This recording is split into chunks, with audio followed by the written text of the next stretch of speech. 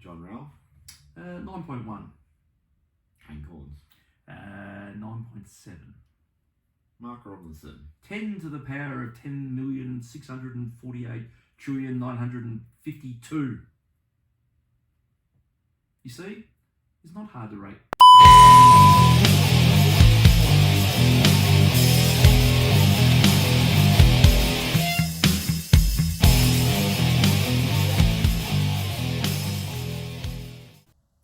Welcome to the Collingwood Rant. I'm Sly. And that's 5 in a row. 4 in a row, isn't it? 5. I don't know, I can't count. Yeah, that's the winning feeling, isn't it? Oh, we have so many wins like premiership. Do you remember the winning feeling? I do. It was from 2 weeks ago. I remember enjoying the winning feeling. Well, so what do you think about this win over the Giants? The Giants of the Giants. So the Giants aren't really doing that well. Coach has stepped away. They've got a caretaker coach. Until I saw McVeigh in the box, I completely forgotten about that. And I saw McVeigh plenty. They just kept cutting to him, looking concerned. It was like they were just using the same shot, but 158 times. Did anyone throw any lolly? Maybe it's like the Flintstones. They're saving money, Channel 7, by just regurgitating stock footage. Why didn't they let some Was he people wearing go? an Essendon jumper when they kept cutting to him? No. So what do you think of the win? It's funny that a win like that should have been stressful at the end, but I was calm as a cucumber. Yeah, so it's actually a really interesting game. Another one were inaccurate. Oh, were we? I'd never noticed. Yeah, so probably should have been, 14, 15 goals up at one point. Do you reckon the training, when they have set shots at goal, that they might actually want to be at the end where the goals are and not have them from the back line? So why do you think they're inaccurate? Because it's just bizarre that a lot of players are just missing regulation shots. See, you can't blame the conditions because the Giants were pretty accurate. Were they get 10-5 or something in the end? Yeah. And the funny thing is, and this was brought up with me in another area, that when we lost to West Coast, do you remember losing to West Coast? Do you know how we lost to West Coast? The same way Essendon did. Well, that took a little bit of sting out of it, at least. Yep. They were incredibly accurate that day too, and we were flobbing them all over the place. Yeah, like I said, I don't think you can really blame the conditions because they were the same conditions that GWS were under, and they functioned well there. But geez, they got some questionable ones though. But anyway, so many giveable ones that were misses. Like Cox, pretty much straight out in front was but his accuracy's gone downhill. No, maybe it's the glasses. Maybe he's seen 14 posts in front of him. Taylor Adams, he annoyed me with that little grubber banana thing. I didn't get enough time to go. Chris running in straight out in front, sends it wide. Dacos smack. At least it was a snap, but that sort of thing is generally a bit of a gimme when you're this far away from the post. I mean, there were so many gimme shots. Like Ginnivan's. He's lost his accuracy over the last couple of weeks, but that's normal at Collingwood. They all do it. Except for Elliott. Elliott's a reliable kick. Well, he's probably a freak. Well, he's back from a shoulder injury in 4 weeks. Going into this game, so there was all the kerfuffle about de Goey, which we'll go into later. Oh, could we?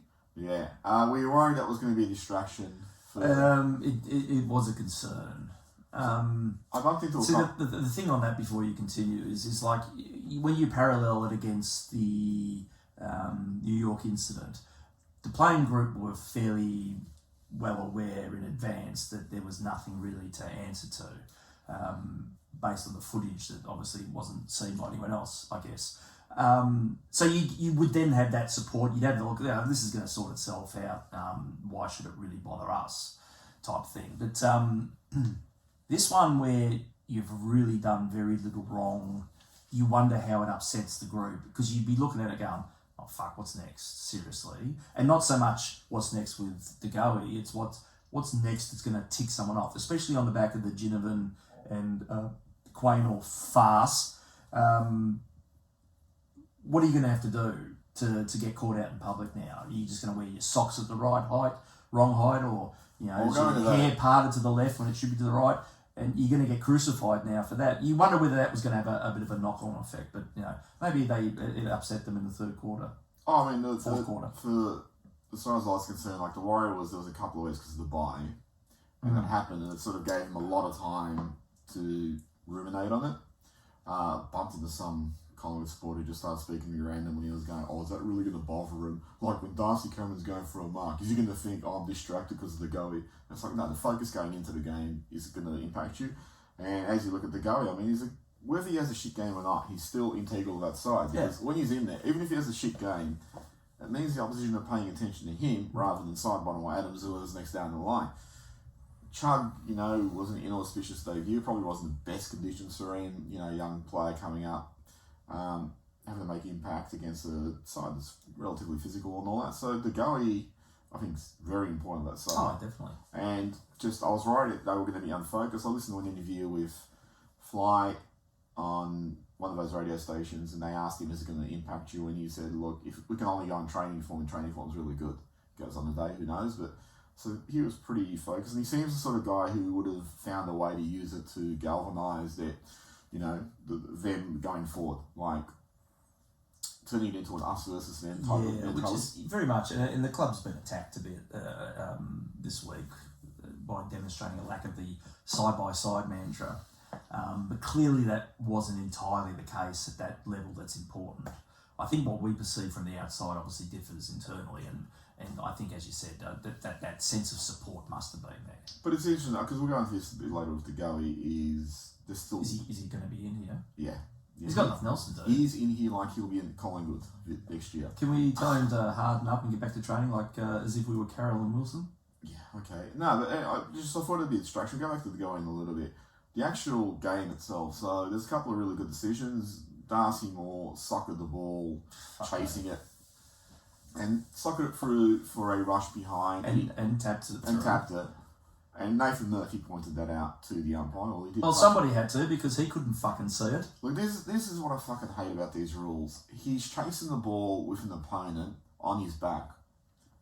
What is his alternative there? Is it to just fall on the ball and then try and beat his opponent? No, it's clearly just give up because it's all too hard and just let your opponent run off and kick an unchecked goal. I mean, I don't even think he intended to soccer it. Sort of, he hit it mid-stride as he was running to it. But it's like, even if he intended to soccer it, it's like he's just trying to get it away from his opponent. The behinds are there. Okay, turns into a rush behind. Last I checked, he can still win a game by one behind. It's just a ridiculous thing because, again, it's like, what is the alternative you're giving that player if he can't do that? And it's only to try and pick it up or dive on it and then get out of a tackle and all that sort of shit. And it's one of these ones where you're going to see opponents just go, no, you run onto it. I'll just have him back and hopefully I'll get a free. How about Sidebottom being called play on because apparently he was just taking the piss? Taking the mickey. I mean, same umpire. I mean, I think when you drop the standard that low, it's important that there's consistency at least. But that was ridiculous. You got a shot clock there, essentially. And so basically the message I take away from this is the rules are there up until the point where you start taking the mickey, then they're no longer applicable and you can just do what you want as an umpire. Well, him taking the mickey, isn't that the same as Shai Bolton kicking a goal against Carlton and turning and showing it to the play? Isn't that taking the piss also? It's a very good point. Do you think maybe they should take the points off them now? But he's got 30 seconds to kick it, so you just shut the fuck up and stand there and tell him when it's play on. You don't call play on because it's like, oh, hang on. You're sort of mocking the whole process. It's like he can do what the fuck he wants. Really, it's what's the difference of him dicking around compared to I've got to adjust my socks, I've got to put the mouth guard in there, I've got to throw the grass up in the air to see which direction the wind's going. Now today I decide that my run up is 30 metres long. What's the difference? But that's it. Like I say, you can do anything. And you can. And you have seen that. Up until that day. So Cameron had a really good game in the ruck. Obviously, they rewarded him with 3 years. Yeah, instead of the obligatory 8. But he's doing the things that we've always complained about in relation to Grundy. That like Grundy's great at what he does, but he's not great at the ruck things. He's great at the taps, not necessarily the taps to advantage, but taking the big marks around the ground. And Cameron did that up forward and up back. Cox did it last week. It seems they're sort of alternating who gets the more of the ruck. I think next week against Jared Witz, who's a much taller opponent, I think they'll go with Cox. But they're doing the things that we want of ruckman. And honestly, if you had to sort of examine Grundy as a primary ruck over the last 5 years, how often can you remember him dropping back or going forward and taking big marks? No, not often. Occasionally, but not often. But you can sort of rely on these guys, and they just seem to be growing with confidence. Well, the other thing with it, you feel a lot more confident about these days is when he's having a shot on. He's a very straight kick. Yeah. There was a period, I think, where we missed 28 second points. quarter we kicked about 3 goals, 8 or something at that point, and I think he took that mark and he was probably about 30 metres out and straight through, and you think, well, that's the settler that you need after missing that many. That's just it takes the pressure off as a supporter as well, because it's all about us at the end of the day. But it's just some of the banter on the messaging at the time was, no, he should be right. He's good. He'll kick this one, and you did feel a lot more comfortable when he had his hand on the ball, so which is good. Yeah. What would you do with Grundy? So if he's got to come back, let's say in 2 weeks or 4 weeks or whatever, the side's really motoring along well. Now, the problem is, the moment you bring Grundy back, he has to play primary ruck. Yeah. At the moment, Coxie had a quiet one. I think those quiet ones that ultimately is what's going to work against him. He's, 30 now? He's not getting any younger, and he came to the game late as a project. I think you've almost, in a couple of weeks' time, they'll be chomping at the bit to get Grundy back in.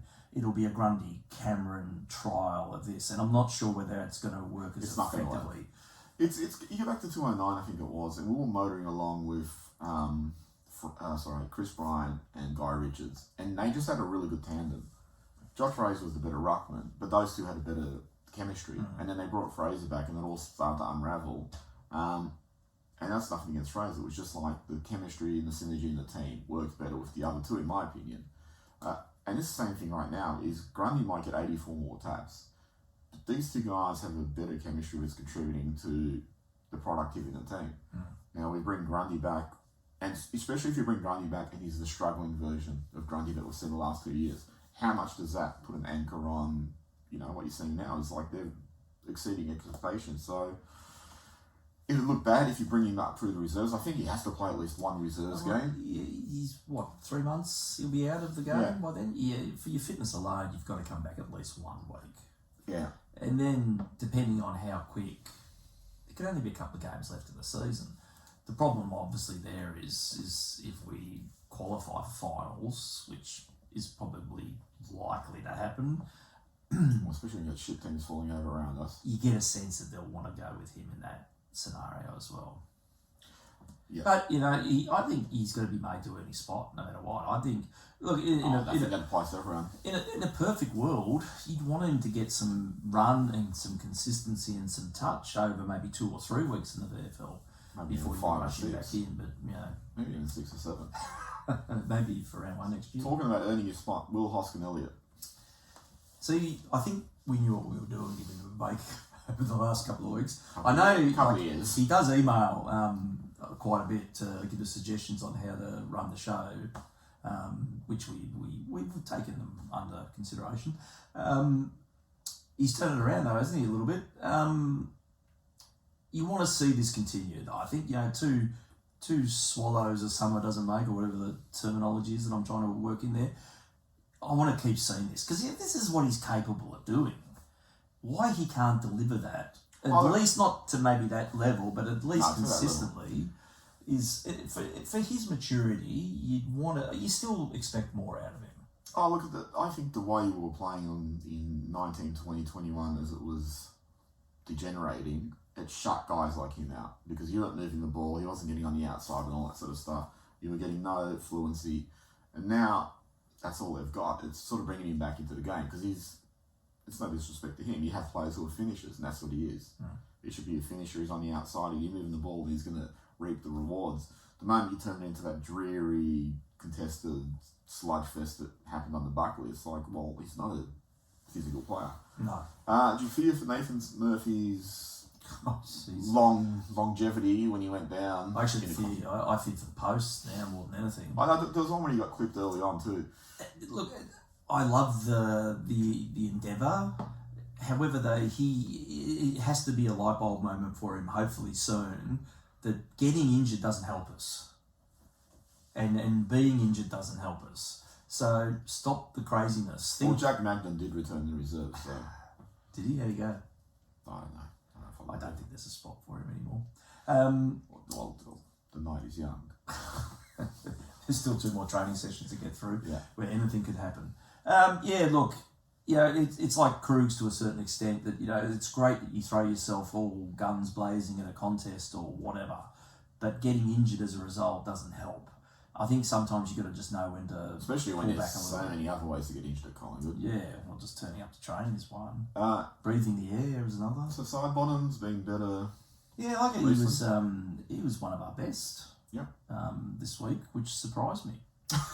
And I don't mean that in a nasty way, but you can't take that one back. No, but it's he looked past it. Like I think sometimes with the older blokes, the end just doesn't come gradually. It just hits. You look at Pendles. His best is way back there. That's his best 39, though. Yeah, but still, he and the side bottom I thought was in the same ilk, but he's sort of rejuvenated himself a fair bit. Like he was massively influential in that first quarter. Also with Pendlebury, I thought he was pretty quiet, but then when we needed to stabilise, he actually really stood up and did some nice things. He's really Mr. Reliable in some respects in there. Look, he's obviously slower and lost a few yards, and he gets caught a lot more than he did and all that sort of stuff. But it's like when the game gets longer, he starts getting better, even if he starts from a low base. But he builds to something. And look, you'll never die wondering with him. No. So going on to Goey, what would you, or how do you think he was handled in terms of this whole escapade? Poorly. So we actually recorded the rant to release last week, but then by the time our lawyers advised us to not to air the episode. Yeah. But do we have lawyers? No. But the next day, sort of so much more new stuff happened. Well, that's it. It almost become redundant. Yeah, it did become redundant, so we didn't release it. So how do you feel about the club? Did they betray him, or did they do the right thing? Well, there was an article that's come out, I think Sam Edmund was running with it, saying that he's not happy, and I can completely 150 million% understand why.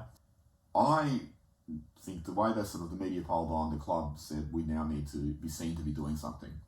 Now, I don't know if they had more intel internally, but I think the club sort of had a knee-jerk reaction to what was happening. Oh, definitely. Yeah, and this is the bit because they did go from, no, there's nothing to, hey, yeah, whatever the answer to this. Yeah, I don't think it's ever happened in the history of Bali that a 26-year-old's gone over there and acted a bit wild. I would probably have it as a strong belief that both men and women are capable of doing it over there. That's why you go over there to party. Yeah, and for all intents and purposes, from what you see in the footage, there's one moment which is probably not terrific. There's also a girl that jumped on his back and licked his ear if you wanted to counterbalance it. But that's the sort of craziness that goes on for these young people. So, we probably don't remember it, I think, because we were wearing plimsolls or something when we used to go to nightclubs. I did it last night at the game. How was he? I was going to say, so you had all these people like Mark Robinson, John Ralph, Caroline Wilson, Jerry Watley called him unrecruitable. Okay, Kane Corns all jumped on him. Well, he's become unlistenable, so I suppose that's... The one thing I'll agree to an extent is Jordan de Goey needs to be more mindful of the situations he puts himself in because there's so much scrutiny on him. Now, the one thing all these journalists have mentioned and all the others, the one thing I have not heard in any of their stories is I spoke to Jordan de Goey or I spoke to the woman in question, and now I have framed an informed opinion. It was all... You could expand that to journalism across the board, though. But that's the thing, is I think Collingwood should have come out and said, well, this is what we know, we will investigate it, and then announce our findings once we've conducted an investigation. And they might have conducted an investigation and said, yes, he was totally in the wrong, and bang, we're going to do this. Or they might have conducted and said, look, we're satisfied that what you see is only a small part of the bigger picture, and we're not going to do anything. I haven't heard a single journalist say, I'm making an informed opinion. All I've heard them say is, I have an opinion, and it's going to be angry because it's Jordan de Goey and it's Collingwood, which really pisses me off. And Mark Robinson actually said, well, something to the lines of, the woman in question, it doesn't matter what she says, because this is how we need to learn to treat women. And this has come from a guy who a few years ago wrote an article saying about Erin Phillips, the Adelaide player, I don't know if she was captain at the time, kissing her partner Tracy at the events night, and saying it was a sensuous thing for men You know, and if women don't like that, that's bad luck, that's life. That's effectively what he said. I think Robbo wrote that article bathed in oil. Well, this is... in a hot tub on his own. So maybe with one of this guy has no right to be the moral arbiter of anything. I mean, he has no fucking right to be a journalist, but somehow he still is a journalist. It is one of life's great mysteries, that one. But this is the thing with journalism now. It's all about clicks, and he generates clicks. Oh, that's it. And the same with Kane Corns. And John Reynolds. And the problem is, and I think actually Ralph Horowitz made a point of this in one of his many condemnation tweets, that it's not about integrity or anything more. It is about clickbait. And the problem is the peanuts that are employing these people, this is what they want as an outcome. They don't want you to sit there and go, you're not being dragged in here and saying you're reporting an injustice or an untruth or anything like that. It's go out, offend as many people as you can with your crap and get as many clicks as possible. Well, that goes back to, like, I made a mention of it in something I wrote, that earlier in the year when Luke Beveridge had a shot at Tom Morris, then Fox Sports came out and said, no, we back Tom Morris. They didn't seem to investigate Beveridge's claims. All the media jumped on Luke Beveridge going, oh, how dare he, and, you know, that was farcical and all that sort of stuff. Oh, so they protect their own. Don't worry about that. But the thing that really, it didn't stun me or anything, but it really endorses the way the media now operate. Instead of Fox Sports going, we will now talk to Tom Morris and find out if there's anything to Luke Beveridge's accusations, they just came and said, no, we're just going to back him, because Luke Beveridge was just painted as a cranky old shit who'd coached a loss, and so he was in a bad headspace. But if you actually watch that altercation, that verbal altercation, Beveridge is genuinely pissed, and it's not about one thing. It's about there's something that's built up there, and he's gotten really frustrated. And I recall after that happened, then Tom Hogan, the GWS player, but when he was at Melbourne, he called, like years ago on social media, he called Morris like a leech or something who leaks information. So no one actually looked at that side of it. They just sort of said, no, Beveridge is the culprit here. Yep. What would you do with de Goey? Would you try and keep him, or would you go, well, we're just going to have to cut our losses? I would have probably made him captain on the spot and given him 7-year contract. We do 7-year contracts, don't we, Collingwood? At a minimum. Yeah. No, I don't think he was deserving of the, you know, and the thing that stuck in my craw was that fake apology. The fake apology that everyone has to give these days. Because you've offended a whole bunch of, well, actually, I don't even know whether half the people that were meant to be offended actually exist or not, but you've had to go out and do the fake apology. Yep. And I think that must have pissed him off to some extent, that's what you've been forced to do. I don't have for a second's doubt that in his mind he didn't think he did anything wrong. And I don't look at it, I don't think he did that much wrong either. You know, again, maybe one little thing, but the rest of it's just fucking normal, strange behaviour that young people do. I remember doing stuff like that, except for the bits that I didn't do. But why would you need to apologise for that? It just doesn't make sense. So it's that shit that you've got to go through, because we're going to upset the sponsors, we're going to upset everyone. The interesting thing, because you've got me onto this now, is when that fake apology video came out and on the club's official feed, you look on Twitter, all the responses are a condemnation of the fact that this didn't need to happen. And you think, you know, sometimes Collingwood, you've got to read the room. The people aren't exactly offended, even though people in the media tell us that's the case. The reality is it's not. Well, they draw a narrative which framed the situation, and then everyone responded to it. Like I said, if I was Collingwood, I just said, we're going to investigate. And I would have pushed it out. I wouldn't even trust that, because what makes me think of how wrong that statement is, who did the initial press? Is Mark Anderson? Yeah. He came out and said that consent doesn't matter in this. And you think, well, that's just the most ridiculous thing a person can say. If two consenting adults choose a particular path to take, it's between the two of them. Yeah. Everybody else is just an observer with an opinion. For him to come out and say that was just blatantly wrong. That's a wrong statement. And I think once you know that you don't have that layer of support behind you, and then the fabricated apology after that, it just makes it all look like it's just there. It's a process that you follow to manufacture a sense of appeasement for the masses who apparently were told that they have to be upset. But I'm saying, like, the club should have still been investigated, because they should have actually investigated it. I don't know, in all this kerfuffle, I don't know of one person who said, I've spoken to Jordan de Goey, obviously the club has spoken to him, I've spoken to the woman in question, I'll even speak to witnesses. No one's actually investigated. You've just condemned him trial by media. And it was painted as, he's done something wrong, we're all going to jump on him. So, like, as I keep saying, investigate. If he has genuinely done stuff wrong, fine, throw the fucking book at him. But no one's actually taken that step. They've just sort of gone straight to the sentencing. And it was like, in terms of sentence, it's not that considerable. It is $25,000 to spend the sentence. The big issue for him is it's a contract year, so how much does that affect the contract offers? But would you try and keep him? I think so. Absolutely. So if you wanted out, would you try and turn him back over, or would you just go see him? No, I'd try and keep him with everything I could. He's too important. Do you think he's judged by a different standard in terms of his... No, not off field, on field. Do you think he's judged by a different standard? How would you define that, though? Because my immediate reaction is I look at Ginnivan being judged on field by a completely irrational standard. I know there's people who are saying, get rid of him, he's never finished top 5 in the Copeland, it's only done it once or whatever it is, he's only gets 20 possessions and blah blah, is he really as good as people say? I keep hearing that comparison now, he's nowhere near as good as Dusty Martin, which is fine, he's not. But everyone sort of looks at what he's doing. I don't know what they actually expect, whether they expect sort of that game he had against Brisbane where he got like 20 touches and kicked 4 goals, if that's what they expect every week. I mean, I think, as I've said this before, as a forward, you notice his explosive bursts where he kicks goals and shit. As a mid, he's doing a lot of the sort of the grunt work, and you don't notice, he's not having as a sensational a game visually, but I think he's just important as, as he could potentially be, playing a role which is feeding the ball out, wearing taggers, getting the engine room going. But because it's not spectacular, people are going, is he really as good as we think? Yeah, you look at the game on Sunday, that last quarter when we just couldn't buy a clearance, he's the sort of bloke who makes a difference in that scenario. And he would have sold his worth in those moments. Yeah. So it's an essential cog. Look, he's 26, he'll be, 27, I guess, next year.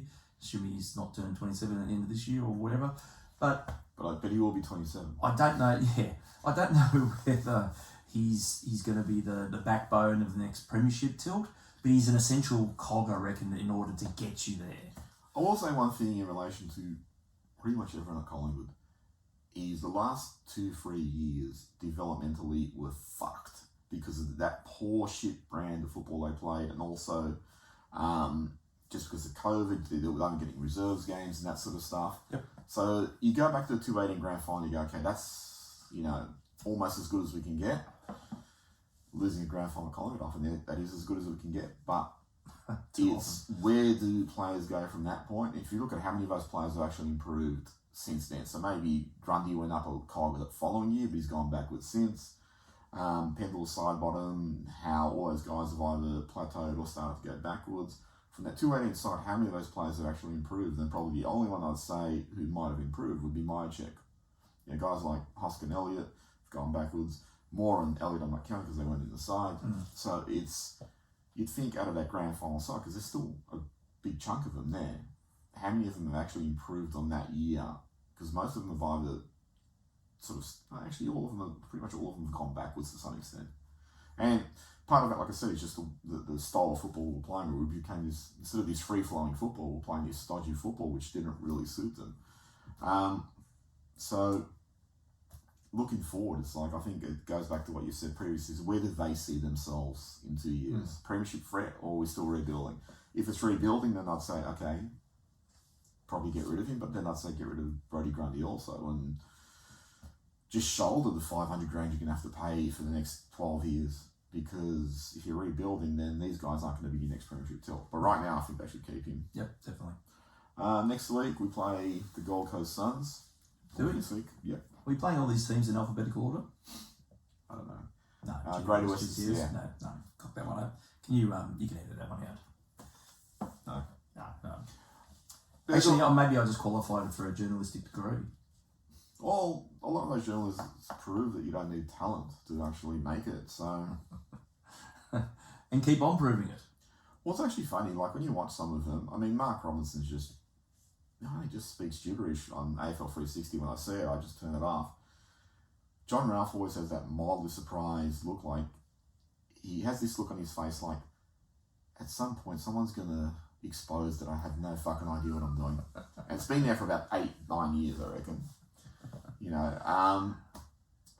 Kane Cornes. I mean, look, the one thing with Kane Cornes, I will say, like, at least he sort of puts himself out there. I think a lot of times you just shut the fuck up and go, I'll revisit whatever my opinion's going to be in a week or two. He's just the most effective media troll that's out there. And then there's a few. I was like Damien Barrett, so it goes back and forth in terms of his. But most of them, I should say most of them, the bulk, all of them, who have primetime media gigs on television. Well, that's pretty much all of them these days because there's 854 hours a day of football shows out there. Well, that's it. But you look at someone like Jake Noel doesn't tend to go into shit like this. Ron Conley, who I know you're not a fan of, but like I like Ron Conley. I have a lot of love for the insane. Yeah. Also, you go to Collingwood, do be show with me.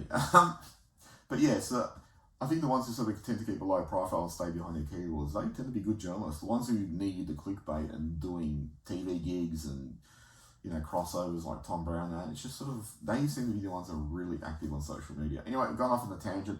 Collingwood, Gold Coast. What do you think? We're playing up there, aren't we? Yeah, we beat them here convincingly by about 4 goals. Did we win? When was that? Last year? No, it was this year. This year? We played them twice? Yeah. Jeez, what a competition. Look, there's only one possible outcome, and then we go still up haven't there. played North Melbourne once, though. This is the good fixturing. I expect us to go up there, be raging favourites, and lose by 10 goals. I really, really pleasantly surprised by the game against GWS. I never felt that it was in danger. No, yes, go on, sorry. I was going to say, you made the point that if it was under Buckley, you felt we would have lost that. Oh, absolutely. And I think, from what I saw, I never felt they sort of went into their shells. It was like, we've got to try and win this. The problem was what's happened the whole year. Those momentum shifts have turned against them. You saw with Buckley that even if it was 20 minutes to go in the last quarter and that sort of momentum shift happened, they just went ultra defensive. Here, we still just kept attacking. Like, the only way to beat someone who's getting close to you is kick more goals. Well, that was... It's pretty simple. 20 minutes into the 2018 grand final they went into saving it. But under McRae, they've pleasingly said, we're not trying to save the game, we're trying to win it. Yep. And I'd rather them lose that way than try and save something and then get run over. Especially if there's plenty of time left. So, watching that game, I never sort of felt it was under threat. I thought, we had so many more scoring opportunities, we just blew a lot of them. And then when they really seemed to come close, the team seemed to find like another gear and go, okay. So I was actually really surprised by beating GWS. It's just a fucking bogey for us for some reason.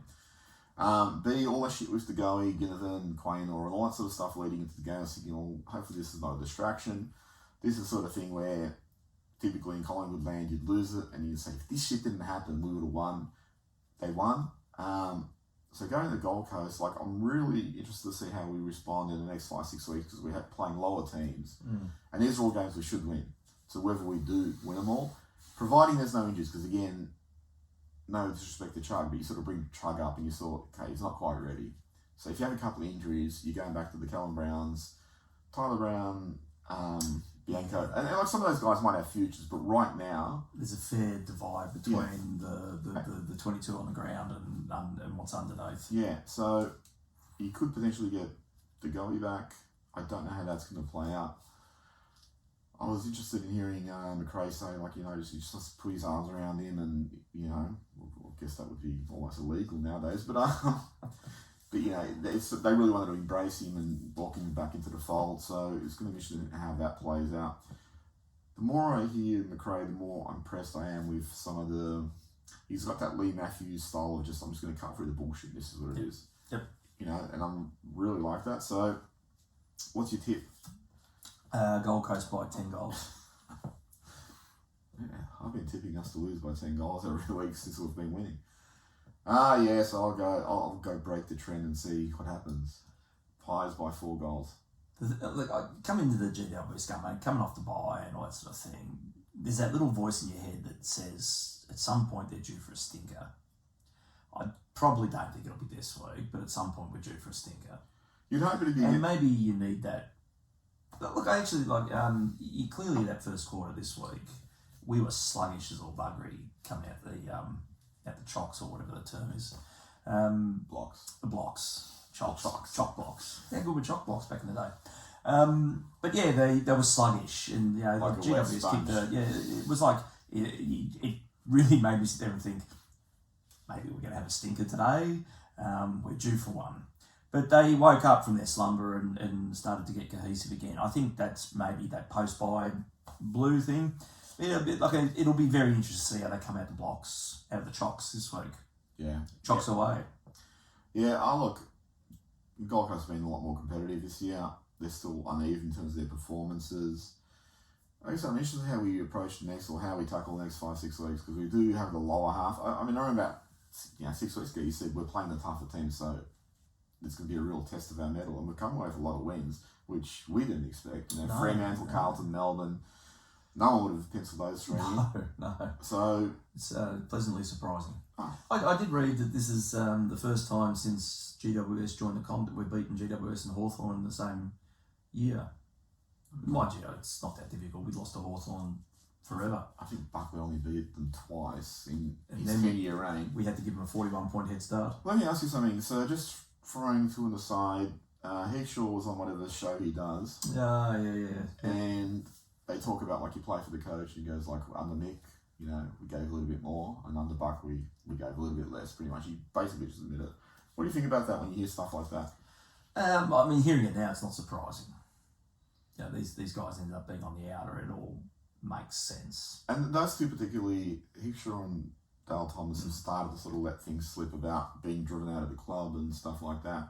I mean, when you look back at that 10 years under Buckley, I don't want to. Given we came from back-to-back grand finals and one flag, do you really sort of believe what people say is like, no, we peaked and that was it?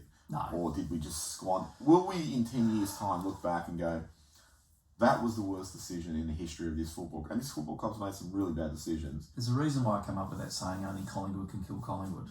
And that's a prime example of where they can destabilise themselves by making what they believe to be a popular choice at the time. Well, the 2 times we've won flags in my lifetime, it's been an instrument of self-destruction. So you had this period of ecstasy, and then you just had this period of unravelling, and it took them, the rebuild of the current list is a real scary thing, I think, given the age profile of players. But, it's really sort of taken them 7-8 years to get over that.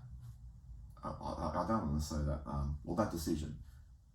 And it's only now that you're looking and going, well, it feels like we're actually moving in a certain direction now. Yep, excuse me. I hope that stays the case. Yeah. Look, and I think we've obviously opined about this numerous times, that need for cultural change, and culture is a very diverse word. There are a number of facets of that club that needed to change. Still do. And still do. No, totally agree. But that's one of the core ones about where you see yourselves. And there's the reality of where you see yourself, and there's that pumped up monstrosity the supporter base can achieve. And you're seeing, some of the mumblings about it now. Like, we won 5 in a row, we're sitting 9-5 or whatever it is at the moment. There'll be a lot of people out there thinking that everything's just fixed now. And this is the same things that we do. Mentally, we go, oh, it's going good, that's it, problem solved. Yeah. And then we go off and recreate the same problems over and over again. It's that point now where we've got to make a stand and say, enough. And we're heading in the right direction. When that temptation to go back to where we feel comfortable starts to creep in, they need to go, no, fuck off. Well, we're heading this way, and we need to keep the heads down. And having said all that, there's a report, I don't know if it's true, that we've offered, or we have on the table, this big contract offer for McStay from Brisbane. Yeah, I'm unsure. Which seems like a really... It's just like, I think, stopgap, shortcut. I think it's that need to be seen to be landing a name. Because McStay. Yeah, well, that's a good point. I hope he does McStay, to be honest. Like, he's a free agent. He can... we can offer more, and they can choose to meet it. McStay's the third forward at Brisbane behind Danaher and Hipwood, and he's good in that role. Collingwood genuinely need the first forward, so my chick can go to 2. Whether Kruger can be the number 1 forward, who knows? But, they genuinely need someone who's going to take the pressure off the other forwards. And that's the Travis Cloak type. I mean, I know they don't grow on trees. No, and that's the problem. I think that solution you're going to get out of the draft, I think. Unless you can persuade King or Hipwood or someone that has potential and will or already is good, you're not going to get that sort of return out of McStay, I don't think. No. Unless the intent, because he played a lot of his career in defence, whether that's meant to then free Darcy up. That could be but you don't get a sense that that's the case. I think they're all in love with Darcy exactly where he is. Yeah. Final thoughts? Just love the winning feeling. It's good. It's almost relaxing compared to where we've come from over the last couple of years, and the pandemic obviously had an impact. It's good to feel this way again. You're energised about the football. You look forward to each week. Someone sent me a tweety thing today. It was that passage of play where I think Moot cleared it to Moore cleared it to Howe's kicked it up the ground. They've gone coast to coast, and it ended up with McCreary kicked it over the top of the MCG. And you're looking at that, and your first thought was, under Buckley, Moore would have handballed it to Howe, who would have handballed it to someone else, and then they would have gone around in diminishing circles. We would have then turned it over inside of GWS's forward line, and that highlight would have showed them kicking a goal. And I think that's one of the key things that's now changed, that's your expectation that's now slowly being put to bed as something you hope you don't want to see ever again. It's a whole different football side that's out there, and it's really becoming enjoying to watch. Oh yeah, it's enjoyable to watch. I mean, the last 2 years. To watch, I think. Yeah. Well, anyway, that's it from us. We'll be back next week. Hopefully with some good news. Later.